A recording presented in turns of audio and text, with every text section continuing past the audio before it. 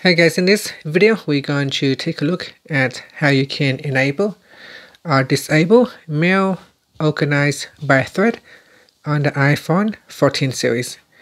First, let's go back to the home screen by swiping up at the bottom of the screen, and on the home screen tap on Settings.